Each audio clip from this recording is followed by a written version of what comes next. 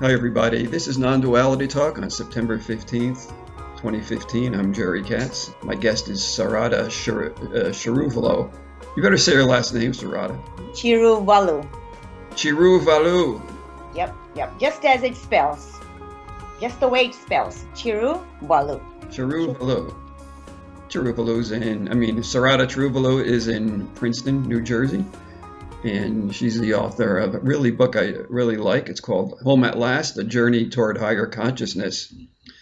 And Sarada's website is homeatlastbySarada.com. And it's a good website. Sarada, everything you do is about quality. It really is. Thank you. Yeah. Thank you. So I really appreciate that. You worked in the pharmaceutical industry for many years, and you're married, you have 2 daughters. And I think it's very significant that your radical journey occurred in the midst of a normal family work life. And maybe that, that demand for practicality in your life is why I feel there is something special about your book. It's not only down to earth, it's more than that. There's something more to it than that, something I don't see anywhere else. There's a degree of intention and commitment that you don't see everywhere. And it's like you really care about the person that's reading it. It's as though you've prepared a big meal and you're saying, now eat the salad, now try this, and now here's how you eat this, and here's how you do that. There's a very caring way about you, and it's special. You don't see it anywhere else. There's like a hands-on concern that your book possesses, and also physically, it's a beautiful book. It's a dozen or so color photos in it, good quality, color fonts, color borders to it. It's a high quality book. What can I say? So it's really nice to talk to you and to know you. I feel there's something different about you. What is it? What is it, Sarada? Well, thank you, Jerry, for that gorgeous introduction. It's nice to hear all that. There's nothing special about me. I'm just like everybody out there. It's about this book I wrote, Home at Last, is about one normal individual. All of a sudden, when the time comes, it takes a turn in one's life, to non-dual state or truth or self, realization of what's real, what's not, comes about for every individual. So the book really emphasizes that. And what you had said, yes, everything I do, I like to pay my full 100% attention to it. Because it's something that I want to expose to the people out there. What's it all about, and how does it feel? Mostly, I know there are millions of books out there. I'm sure talks about realization, truth, and non-dual states, and what is enlightenment, what is awakening, and all these things. There are all these buzzwords that we all hear all the time. But my book mainly focuses on what does it really mean, enlightenment? What does it really mean to be realization? What's it when your realization really takes place? How do you feel? What happens really? How do you elevate to different stages of that higher states of dimensions and consciousness? What exactly happens during and after, and how do you live with that? That's what it all talks about, my book. As I was telling you, I was a normal person until way in my years, 30s, 40s, around there, and I'm working in pharmaceutical industry for many years as a medical device research and development area, and I enjoyed my life and my husband, my family, 2 kids, normal life, everyday life. But it took a turn all of a sudden after a time when it's really strange the way it happened to me, because all of a sudden it sort of changed my life. I was my husband went through a heart attack several years ago, and after that I was doing Reiki. I was a Reiki practitioner, where I said, hey, medicine all that modern medicine is fine, but let me try this. So I used to do Reiki on my husband, hoping and want him to, something was making me do, something different for him to make him recover faster than normal. Something is driving me toward it. So that's kind of like one thing led to another, and I was uh, got involved with that for a year or so, Reiki practicing on my husband and family members, not as a career or anything. Mhm. But that sort of made me get into meditation for some reason. All of a sudden I wanted to be in the quietude. It sort of changed my system. But you were meditating though for years before you got into that. You were meditating for a number of years, weren't you? I mean, what Re- started you on a spiritual quest, Sarada? uh, Let's go to there. Reiki, sort of me doing Reiki for a while, and then I started meditating because of Reiki. One thing led me to another. All of a sudden, this wanting to know what's it all about. When I was practicing Reiki, it was like there's a tingling sensation in my hands, and then that heat, and when I'm trying to heal someone, I can feel it. There's this energy going through me. All this excited me. All this kind of made my curiosity go into haywire. And then I said, You use that word in your book, curiosity. Curiosity, I think, took you from the interest in Reiki to what was behind this energy. Is that right. you wanted to know what is What that energy? What's behind, behind it? behind this healing capacity? How does it all work? I mean, Yeah. why am I able to do this? And is there something more to it? And then how when you're healing, actually you're absorbing all this cosmic energy into your system and cleansing your inner natural channels so that you can move that energy, which we call pranic energy or vital energy. It's the same thing. It's moving to fix it, to help somebody else that are suffering, or to fix a certain problem of somebody else. And that excited me so much. And that sort of like made me, wow, this is amazing. And then what more can we do with this type of thing? And then one thing led me to another. And then I started kind of like sitting, practicing myself toward this Reiki. And because they require you to practice, cleaning your chakras inside. There's these hubs, the energy grasping channels, so called, within your system. They're called chakras. A hub of energy, they absorb the energy from the cosmic source.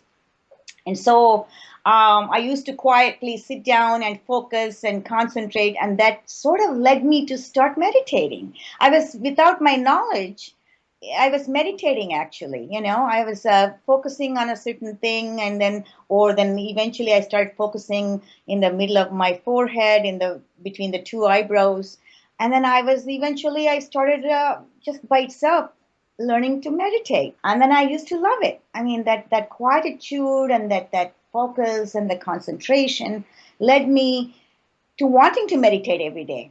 And then that's what started a whole thing. And then the Reiki business went down, put aside, and I started meditating instead. I mean, I wasn't. I mean, yeah, I did Reiki when needed, but my interest was more, and the curiosity was more toward, well, what happens when I meditate? What is it all about? Let me find out.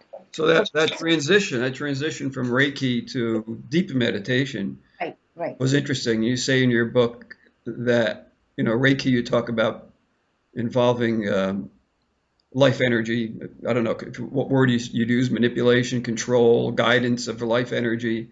Correct. And at some point, you said that you found it very easy to kind of move it and control it within yourself. That's when you get I into mean, much higher depth of meditation. yeah, When and that for that you have to be already been in a certain level of meditative expertise. You should be a good meditator so before at you that can. point, then that energy, when you're just doing Reiki, you're sort of guiding that energy, you're working with it. Does it sort of turn around where that energy now is kind of working with you and doing something to you? Yeah, that energy actually, when you reach that capacity, you can control where you want that energy to go. Sometimes, let's say I have a pain in my knee or something, or my stomach. a certain area in my stomach.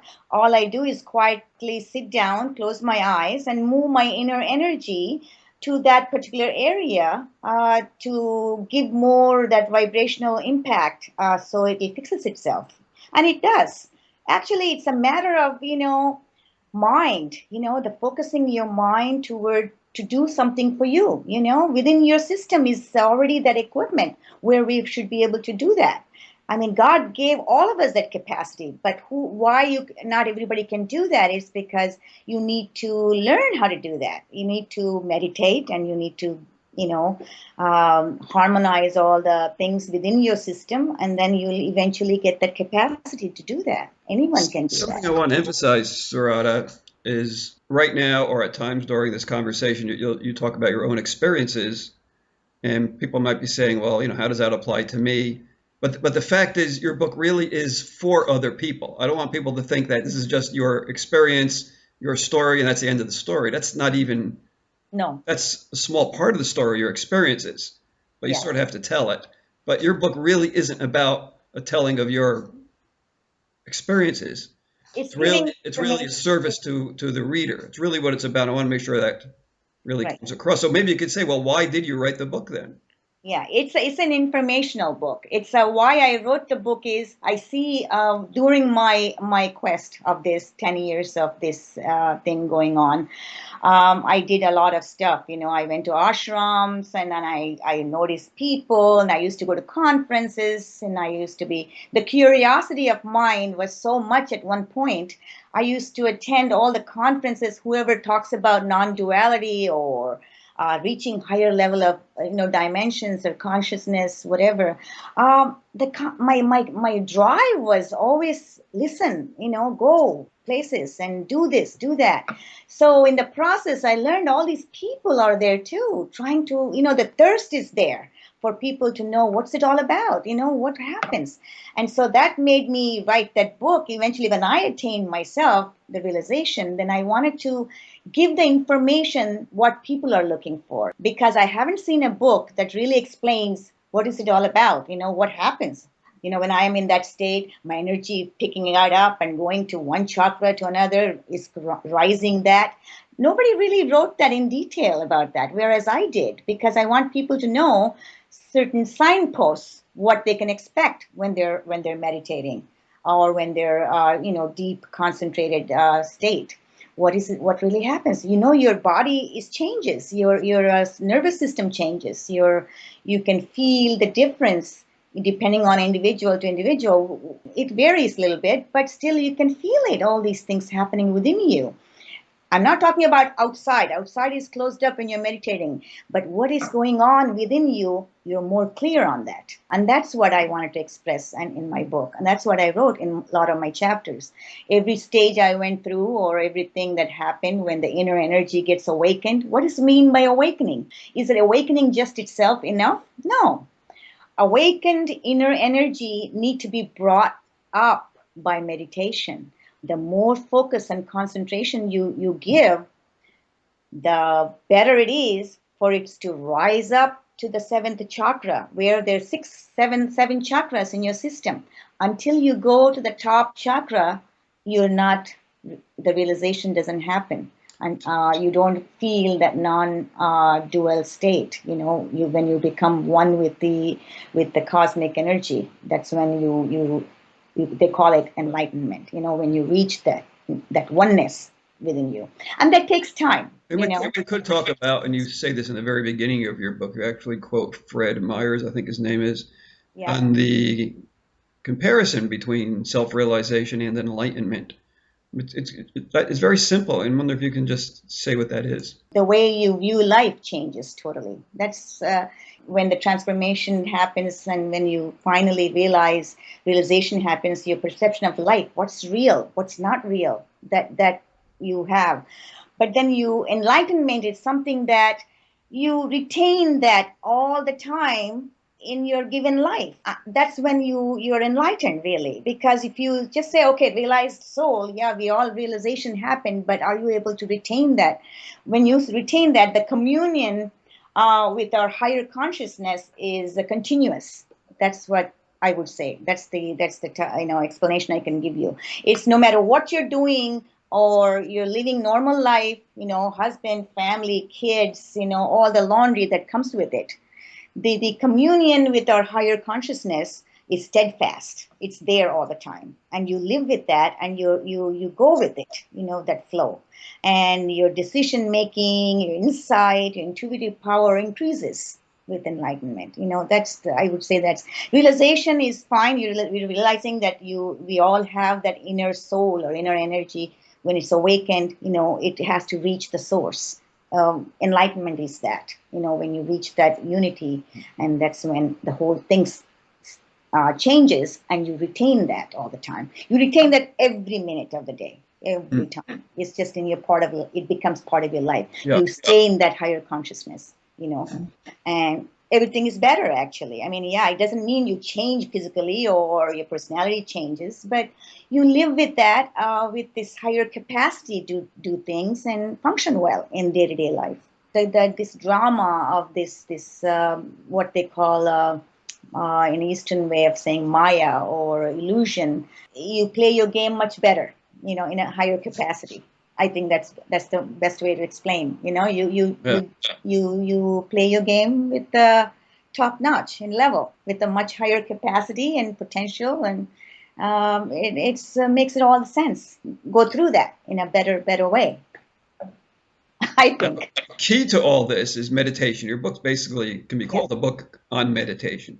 Correct. Key to I personally feel, I know some may not agree, but I personally feel meditation is the way, ultimately, because a lot of these gurus or saints way back were all, at one point or other, they did meditation, deep meditation, and going away. Let's just talk about the two teachers that you were involved with. You went to retreats, workshops with Adyashanti, who you Yes. like. You like Adyashanti a lot. Oh, I love him. Yes. Yeah, but your guru is Amma Kuranayami. Yeah, another lady that's from South India is a saint that sage, highly enlightened sage that comes here I think every year for 6 months and tries to elevate all these people in the West. So you could have Adyashanti could have been your guru or Amma Kuranamai, but it was clear that it was Amma for you.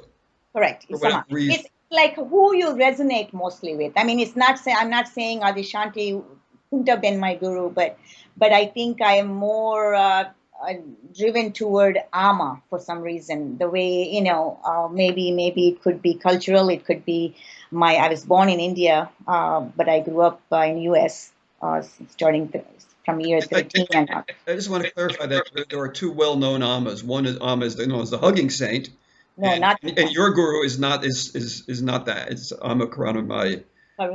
Yeah. Now, interesting talking about your experience at the ashram and how you dealt with all the politics and people saying, Yep. Amma can't talk to you right now. She can't, and you just barreled right. You didn't listen to any of them. Yeah, that's what I mean by there is the inner drive. You do whatever it takes to get what you want. And I used to bug her over all sorts of questions, and everybody used to be even afraid to go near her to even come up with any kind of questions for some reason. I mean, I feel all the time maybe this is my personality or my way of being. What's harm in it to go ask questions and be open with whoever? It doesn't mean, even God comes in front of you, I would do the same thing, I mean, these people are human embodiment of, their embodiment of this higher energy power, but we should be able to freely communicate with them. That's why they call gurus, and they're there for us, They're supposed to give us all the information we need or whatever questions we have. It's their job to clear us with that. A lot of the really popular gurus, then they get a bad rap because the people around them who are just creating a mess. The organization's a mess, whereas the guru is just a simple, realized person.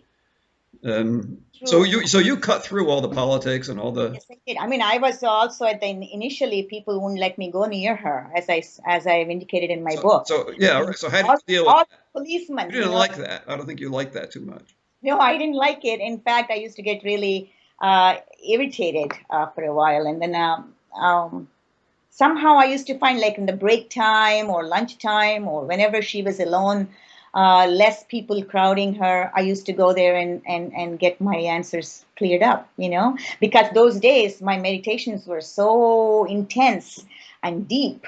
And I used to have all these bodily issues, my sweating and the heat and, not wanting to sit for a long period for meditation. It used to, have all these issues for me. And I was feeling uncomfortable constantly. And I needed to go talk to her about why this is happening. What should I do, But my thing was subsided after when I reached a certain level. I mean, my bodily, how do you say that? The nervous system was much less impact, on me, on my system. And Amma did write a beautiful forward to your. Yes, she did. She hand wrote it. Yeah, she wrote in her own dialect as well. And I must say, you inscribed the copy of the book you sent to me. You inscribed it, and it was very beautiful. You have great handwriting. It's like a work of art. Your own handwriting. Thank you. So thank you for that. And you contacted me directly, maybe with phone calls and stuff. You went through. I have several yoginis, devotees, my organization. You went through everybody. Everybody tried to stop you, contacting me. Yeah. Somehow right through. Maybe that's my personality. I go after whatever I want. I'm sorry. That's why I have been that way all along when I was growing up, even more so after I got self-realized, experienced the realization. Maybe because my confidence went up, and there's a drive and a force that sort of makes it easy for me to do things the way I want it. We had a few phone calls before I actually got a copy of your book, and you sent me a copy, asked for, an endorsement or a review. You wrote that beautiful endorsement. Everybody loved it. Everybody liked it, and I get those requests now and then, and usually I don't usually expect much, but your book had something. Your book really has something. So I was glad to. And that's what I wanted, actually. My book to make an impact. I saw what it had, so I think I saw what it had. Yeah. And I used three words in my endorsement. I said it's an education, it's guidance, and it's wisdom. Yes, you did. All those things. It's all those things. It was great. That's why I think my publisher put your endorsement right on the top of the page. Yeah. Also, I sent him $10,000. Yeah, sure you did. But, anything to.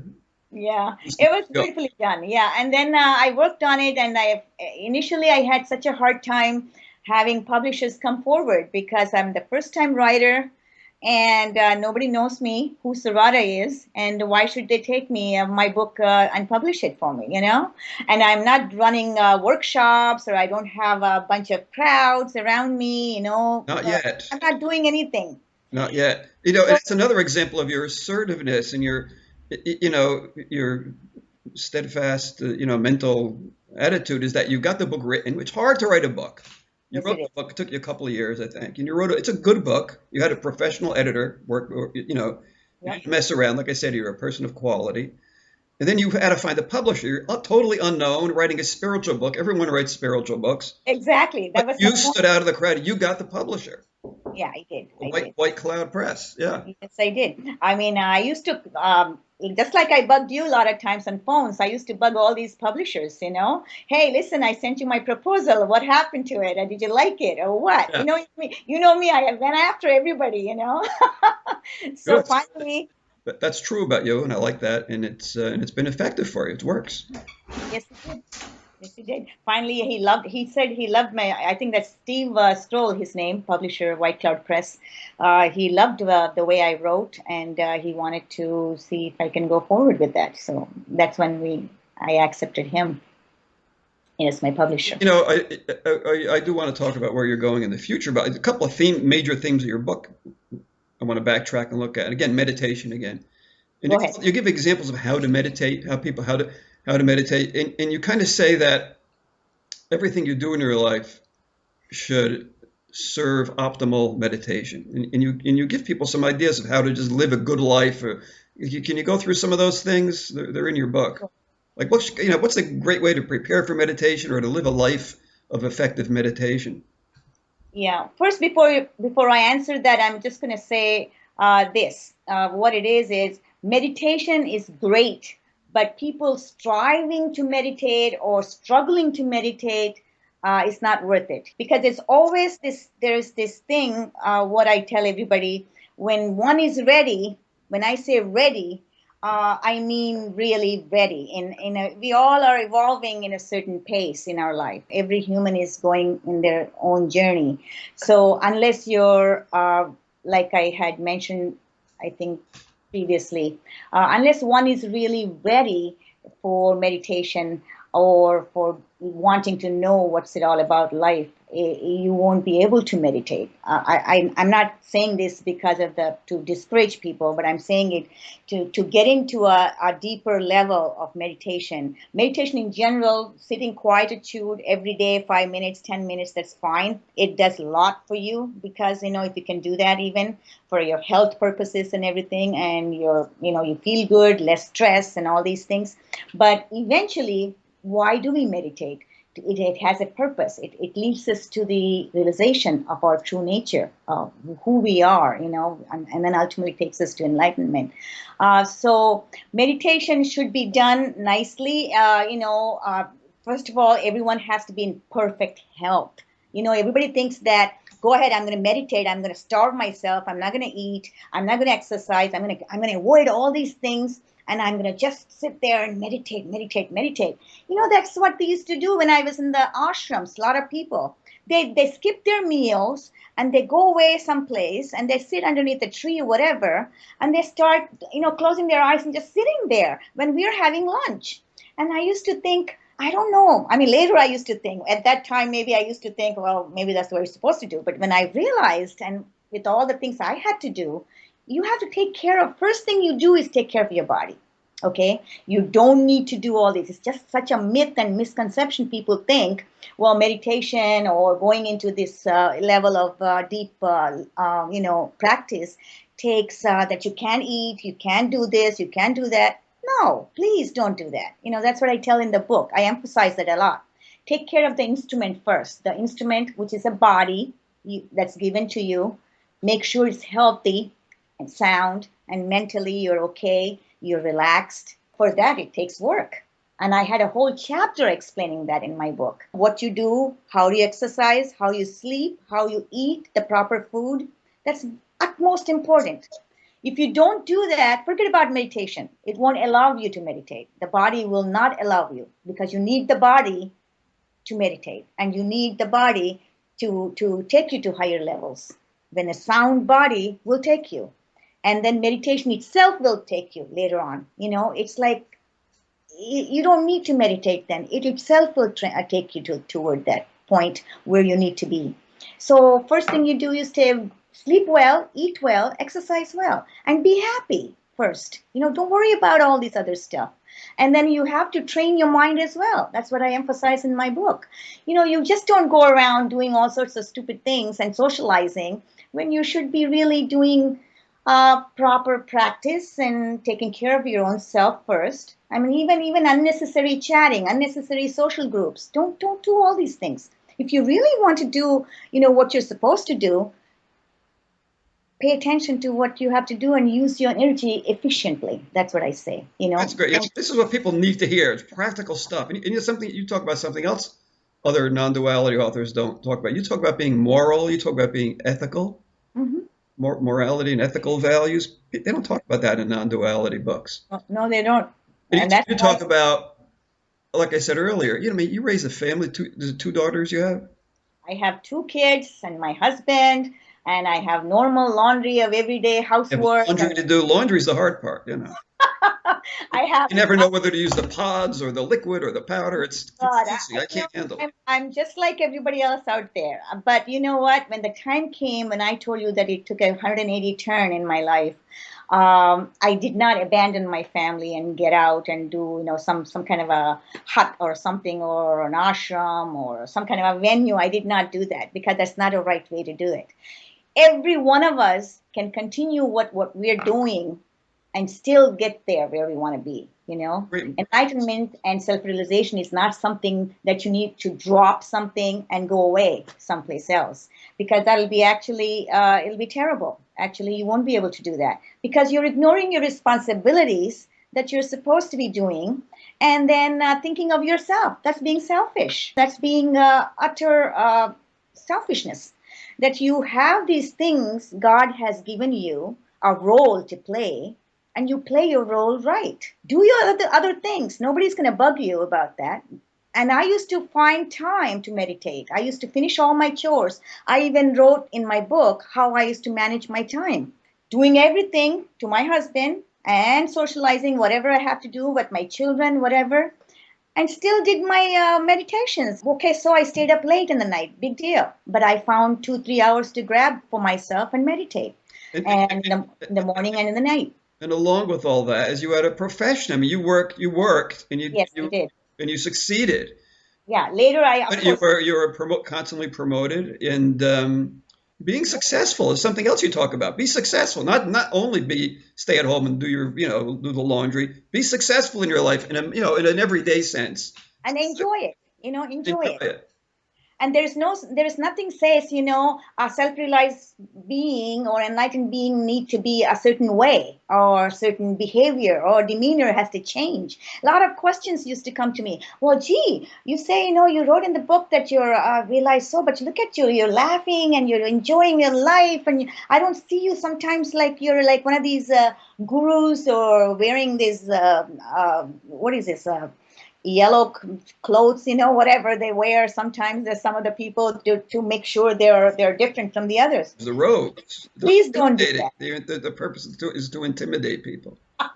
No, I don't believe in any of those things. Don't do that. Live your life that's given to you. Live your life. Be happy.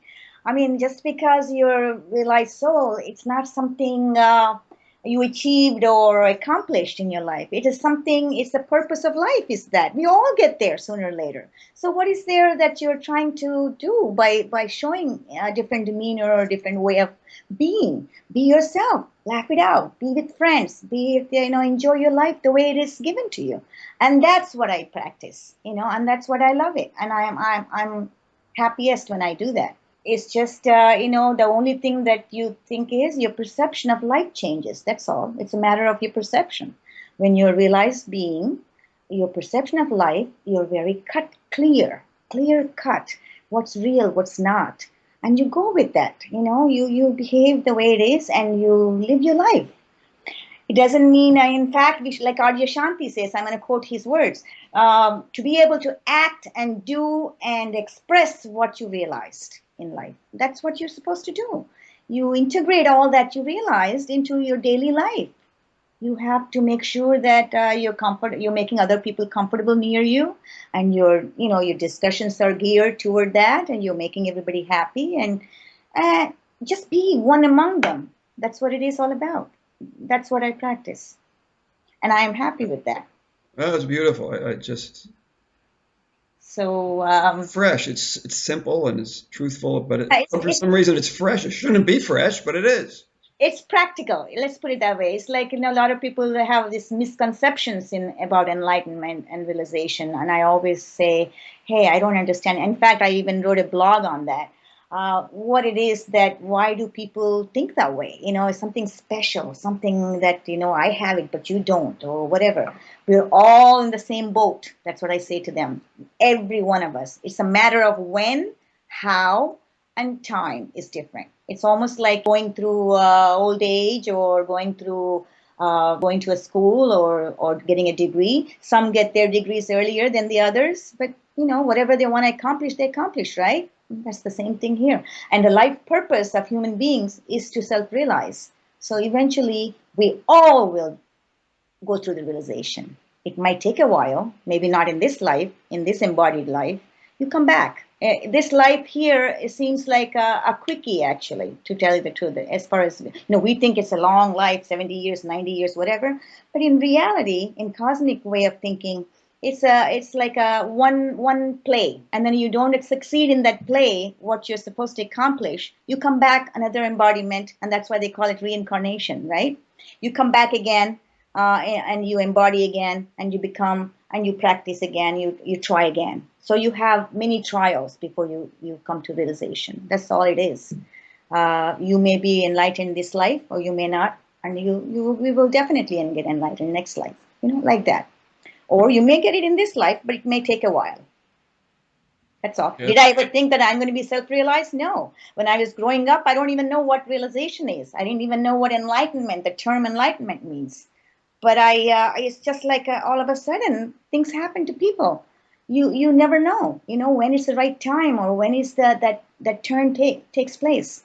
When is that sudden moment? Sometimes a turn can take place for someone and they may ignore it, or they may not value it. But for you, you had that, again, you had that curiosity. What is this energy? What's behind it? What is this? That also I mentioned in my book. Some people go through this non-dual state once in a while, or awakening, quick awakening of reaching certain, going through a dimension that they never seen before, or feel it.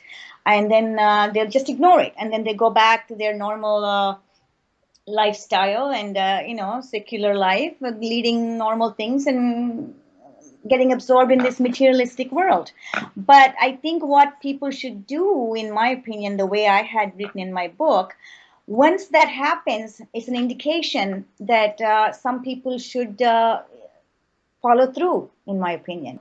When that happens, maybe they ought to see where that's leading, like it had happened to me. It didn't happen to me like that, but for some people I've heard, awakening happens, a quick awakening, or a dimension that they feel, or they experience it, and then it subsides. It's not a steadfast thing. It doesn't retain there, because there's a lot more thing you need to do to get realization. It's not a momentary spark here and there. I think I mentioned that in my book also, that they need to practice a lot, or they need to see the indications that God sends you, the grace sends you eventually. If you're really interested, if you're thirsty for that, or if you're within you, there's this drive to know what's it all about. What's the intent is what it creates, that movement in you to go forward more, to find out. But a lot of people don't have that yet. That means they're not ready. Like I said, that word ready, they're not quite ready yet. So that won't happen right away. But eventually, the way it happened to me, I was ready. I mean, that's why that drive was there. That thirst was there. That inner, the intention was so strong that I needed to do something about it. I wanted to know, that wanting to know, the volition is there. So I had to do it. I couldn't put it away. I couldn't just say, oh, forget about it. Let me just go back and do whatever. It wasn't like that for me. I guess that intention is there when you wrote your book too. But can you Yeah. be more specific about? I think you might have alluded to or said what your intention is in writing the book, but certainly you had great intention when you wrote your book. It wasn't a casual thing. Yes, it So is. you can elaborate a little more on the intention, on what the intention of the book is, and maybe it would just elaborate more on what you've talked about earlier. The intention, when I say, that intention should be there, I meant like there is a force that's within your system, actually. When there's grace gives you that, actually. When one is ready in their evolutionary stage, when I call it, ready, that particular being is ready to obtain the enlightenment, or to receive that experience. Not all are ready to experience realization, because it entails a lot of work on one's part. And if the individual is ready, grace knows who's ready, who's not. And that drive comes to them. That's what I mean by intent. The drive to get whatever it takes to get where you want to be. Let's talk. Okay, so you mentioned grace a couple of times in the conversation. Or divine, grace, divine. And we've also mentioned Kundalini, but we haven't gotten into it yet. You had like a Kundalini experience. Not everyone has a full-blown Kundalini experience. You did. Yeah. And Amma, Karunamayi, was able to serve that and guide you through that. I don't know how Vaidyanti would have. I don't know what his thing is, but Yeah. so she guided you through it. Let's talk about grace. In my own experiences of Kundalini, it's that I always refer to it as intelligence and intelligence. So, and grace kind of being the hand of God, the hand of the divine that moves things. Mm-hmm. And maybe you can talk about how Kundalini moved through you, and link that up with grace. What is grace? And can you just kind of talk about those topics? Well, when I use the term grace, I use a lot divine in my book than grace. I mean, it's the same thing, right? It's divinity knows that this oneness or the cosmic energy or whoever is dictating all of our lives or how it's being driven. I believe there is always a higher power that directs our movement in every stage of life. When I say grace, it's God in a sense. It's like he or she, whatever, it knows which being is ready to attain realization, like I have just said. So when I say Kundalini experience, I wrote about that chapter, this inner energy that's dormant for a while in our system, that's awakened. That's why people say, "Are we awakened?" People are awakened. They're awakened. What's that term mean? The inner energy is awakened. That means there is this spiritual nature of a being or their past life things that they've been doing, or in this embodied life that you're doing, or tuned toward awakening that inner dormant energy. Once it's awakened, that means you're ready to lift it up all the way to unite with the source. That's as simple as that. That's the simplest way I can tell you. But there's only one problem with that is awakening itself doesn't take you to realization or enlightenment. It needs to be worked on. That's a lot of work to bring that awakened energy to unite with the source, meaning unite with the top-notch chakra in your system, to so that you can feel that unity of the oneness, that the non-dual dimension, you can feel it and be there steadfast, and that higher consciousness. And then you live with that higher consciousness once you attain that. And that takes continuous meditations, continuous being there all the time. Otherwise, it takes years and years and years. I mean, for me, it took 9 years even to get that point. Once the awakened inner energy was there, it wasn't good enough for me. That's when all the problems started. Because you have to be really, like I said previously, the health has to be perfect. Otherwise, each individual constitution is different. Some might have gone worst case scenario than I have gone through. And I know there is this one book written by an Indian guy that went through, Gopi Krishna. You must have heard him. His name. I read all the stuff, back when I was. Yeah, he's gone through so much mess with the Kundalini energy, the inner energy. I went through some things, but they were pretty much controllable. They were pretty much I was able to handle. Yet I went through them, which is bad for me, for myself. I mean, the bad things like my digestive system was like down the dumps, and it's like, and my heat, continuous heat, I couldn't bear. There's this, as if there's some kind of a struggle was going on within my system between life and death. That's how I used to feel at times when I was meditating.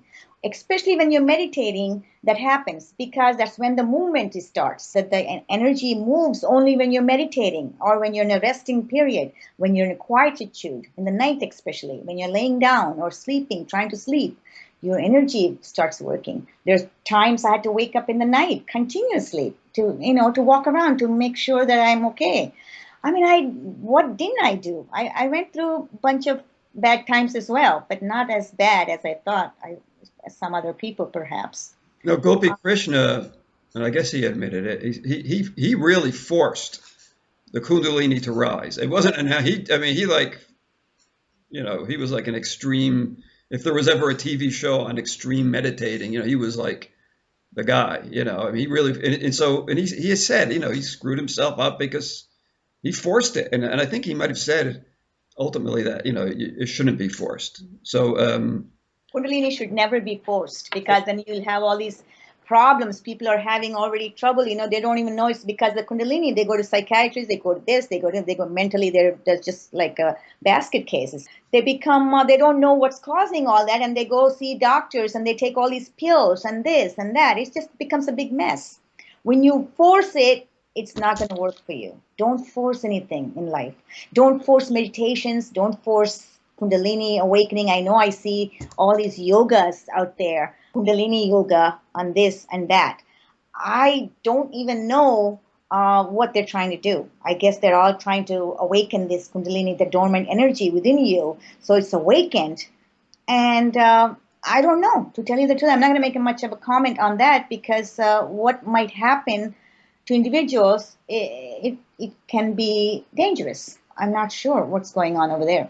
But yeah, don't force it. And especially the meditations, we cannot force meditations either. You know, a lot of people I see when they're meditating, their main aim is, how do I control my thoughts? How do I get rid of them? How do I meditate so I can get rid of thoughts? Because they think in their minds, that's meditation, because you're not supposed to have thoughts. You're not supposed to have anything. You have to be in this quietude. You're constantly thinking, but you see, you're thinking and you're making yourself a thought process going on. You're not meditating. So meditation means you don't force, you don't let things happen, by yourself. You're not in control of that in meditation. Meditation takes care of itself. When you're ready, it drives you toward that goal. So don't try to avoid thoughts or something else and constantly think about those things. Because a lot of times when I was during the times I was meditating, I have thoughts, but as long as you're always in that place of that dimension of emptiness, that's what Adyashanti calls this, an emptiness or void, that single point where your perception is expanding. You're there. Thoughts can pass by, but they disappear eventually. So don't worry about the thoughts. Thoughts are something, it's like always constantly moving. Initially when you're meditating, they're bombarding you constantly, but they subside eventually. When you're really focusing on something and you're taking it easy and your system is in a level of pleasantness and harmonized, it takes care of itself and the thoughts will disappear. That's what I think. And so Kundalini, going back to Kundalini again, about your question, yes, it happens. A lot of this extra energy. Kundalini is nothing but this inner energy. Normal human beings, we retain what is it? 25 to 30% to do our normal regular work in the sense brawn life that we have given, to do and to use the intellect and to use the senses to read, to do our work and daily life that we go through. We have very limited energy, pranic energy within us. When I say Kundalini, it's like that pranic energy wakening up that's dormant within us. When it's ready to reach the source, the full blown will come about. It's the 100% you're there. That's why we call it enlightenment. That all that's awakened. What's that all about? I mean, what's that Kundalini all about? Why is it there? Why is it going up the spine? It's not separate from. No, it's not separate, or anything. What kind of game is being played with the body and with these subtle energies, you think? Is it just a game? Is it just a cosmic game? It's a cosmic way of, you can put it when we're all, brought up, when the humans were brought up in an embodied life, that this energy made this body. And make sure, I think it's a play. It's a cosmic play, I could say, that the fact that, let's see what a human intelligence can do. We are the highest level in evolutionary stage where we can think, we can use our intellect to a point where we can do a lot of things. And that's why enlightenment happens to only humans, right? I mean, like we embodied souls. It doesn't happen to animals, it doesn't happen to mosquitoes or any other evolutionary processes they go through. They don't have that capacity, but we do, right? We have that capacity to bring about enlightenment, to come up with the realization who we really are and what's it all about, this game, the cosmic play. Let's find out that capacity is only with the humans. So we're eventually bringing that inner dormant energy that just stays there to see, I guess, maybe grace or divine made that way for us to see what's the capabilities we have to bring that up. How much capacity do we have? How much drive do we have to wanting to go back to the source? Maybe that curiosity needed to be awakened in a human mentality. So that's what it's all about. That's how I feel. That's what my explanations would be. I may be wrong. I may be right. It's up to you to take it or leave it. But that's how I think it is. Know if it's right or wrong. Nobody wants to be uncertain. Yeah, so that's why this complete energy is awakened and it goes through the channels of the subtle body, one step at a time. It moves according to your way of being, it moves according to your constitutional power, how your body can handle it. And there's always that. It's designed, our human body is designed in such a way it can damage you even though it's got its own way of fixing itself. So it's okay. I mean, it go through the processes. So you go through the nervous system problems and digestive, all the organs will go haywire for a while.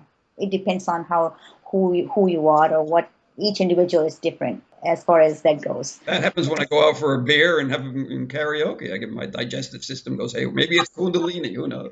Yeah, well, especially for me, I used to have so much problem with my appetite, and sleep, insomnia. I couldn't sleep.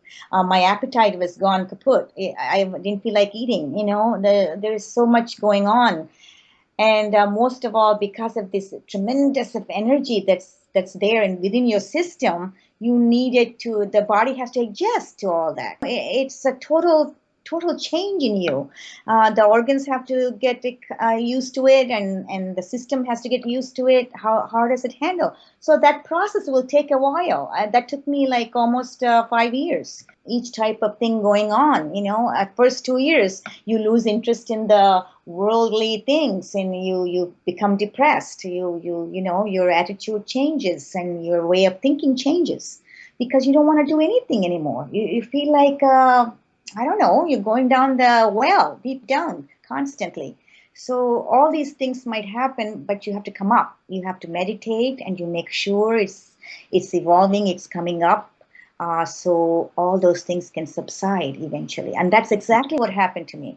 And I you're was, right about it. It's all in your book. yeah, it's all in my book. It was so scary at the beginning, but I wasn't scared. As if I knew, yeah, I would come out of my meditations because of this heat, but then I would go back to meditate again because I would take a break and come back because I knew deep down there's something, as if I knew that this divine will take care of it, and I have to continue on. I have to continue doing this. That's what kept me going, So and it did. My confidence took me there, and it did. The grace did help me. He was with me all along. He took care of me as if, hey, don't worry, you'll be okay. Keep doing, type of thing. Confident came to me later, and I was okay. I So mean, I do just as you just as you barreled through all the hurdles. Yeah, organizers and politicians to get to Amma, yeah, you did the same with the politicians of Kundalini. All the sweating and the insomnia; those are the same oh my God. politicians trying to keep you away from the divine. But you went through that too. Yeah, because the drive and the intent was so much. I wanted to get there no matter what. That's all. I That's wanted to experience what your that. story is all about. And what's great is that you went through this great upheaval, this great story, Yeah, and you keep it very grounded in practicality. Be moral, be ethical, be successful in life. right, After your entire body, mind, emotions, right. And spiritual also, sense that you and can meditate. Yeah, yeah, and you shouldn't give up, really. I mean, once that drive is there, take it to the top. You have to continue. It might be difficult at the beginning, but I think it should be okay. So that's what I wrote in my book. I don't get discouraged. People shouldn't be, because a lot of people even afraid to meditate a lot of times. That they're just worried they can, sit still, and all these thoughts are interfering and this and that. But don't worry. I mean, even 5 minutes sitting in a quiet place for a while, it'll become a habitual after a while. You become into a habit of sitting in one place constantly, quietly, and they'll move you forward. If you don't change, if you don't do things differently, how are you going to evolve? How are you going to reach your ultimate point? thank Yes, you, Sarada Chiruvolu. Chiruvolu. You're in Princeton, New Jersey. Your website's Home at Last by Sarada.com. And I highly recommend the book, and I recommend you as well. And let me read something from your book. Let's kind of wrap it up. You write in your book. I'll read it from my notes. We live in a material world, and yet our highest calling is to a state of non-duality or oneness that both transcends the material and incorporates it. That's what you've been talking about. Hmm. Home at Last, your book explains in plain language just as plainly as you've been speaking, in plain language, how an average individual can reach the ultimate state of union with all life. That union is the purpose and the ultimate goal of human existence. We are all in the same boat. It's as simple as that. That's what you write. Yep. So Yep. thank you, Sarada. Thank you, Jerry. I really loved it. Thank I you so love, much. I love you. Thank you so much for taking time to interview me. I really appreciate it. You're welcome. This has been Non-Duality Talk. And our website is nonduality.org. I'm Jerry Katz. Thank you for watching and listening.